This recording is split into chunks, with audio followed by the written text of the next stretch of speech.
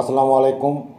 আর কয়েকদিন বাদে দেশে ত্রয়োদশ জাতীয় সংসদ নির্বাচন অনুষ্ঠিত হতে যাচ্ছে এবং এটাকে কেন্দ্র করে আমরা লক্ষ্য করছি দেশে রাজনীতিতে এক ধরনের টান টান উত্তেজনা পরিলক্ষিত হচ্ছে।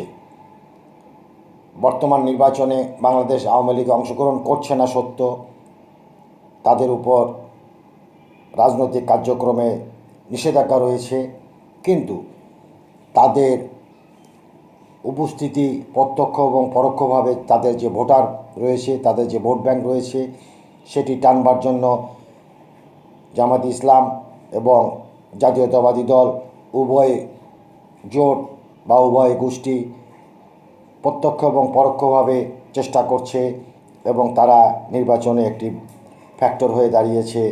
এই মুহূর্তে পরস্পরকে আক্রমণাত্মক ভঙ্গিতে বাংলাদেশ জাতীয়তাবাদী দল এবং বাংলাদেশ জামাত ইসলামী তাদের প্রচারণা চালিয়ে যাচ্ছে নানা ধরনের আক্রমণাত্মক আলোচনার মধ্য দিয়ে।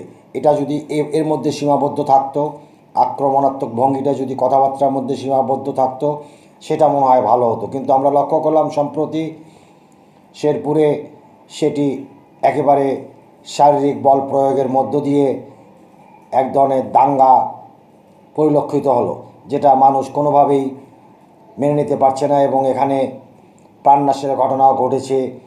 আমরা এই সমস্ত ঘটনা আর যাতে পুনরাবৃত্তি না হয়, এই সমস্ত ঘটনা যেন না ঘটে, আগামী দিনগুলোতে নির্বাচন পূর্ব অবস্থায় এটা দেশবাসীর প্রত্যাশা এবং এই প্রত্যাশা পূরণে জামাত বিএনপি উভয়কে অত্যন্ত সতর্ক থাকতে হবে এবং পরস্পরের কর্মী বাহিনীদেরকে সংযত রাখতে হবে। কোনো অবস্থাতেই যেন মারদাঙ্গি অবস্থা তৈরি না হয় এবং মানুষের মনে কোনো অস্বস্তিকর পরিস্থিতি তৈরি না হয়, যে যাতে করে ভোটার উপস্থিতি ভোট কেন্দ্রে কম হয়।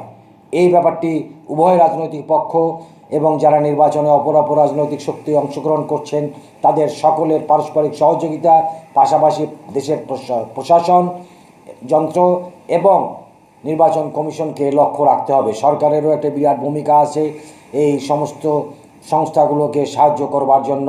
দেশবাসীর প্রত্যাশা পূরণে সবাইকে ঐক্যবদ্ধভাবে কাজ করতে হবে। আমরা একটি সুন্দর পরিবেশে, স্বৈরাচার মুক্ত পরিবেশে আজকে বাংলাদেশে নির্বাচন অনুষ্ঠিত হতে যাচ্ছে। এটা যেন উৎসবমুখর পরিবেশে অনুষ্ঠিত হয়, সে প্রত্যাশা গোটা দেশবাসীর। ভালো থাকবেন, আল্লাহ হাফেজ।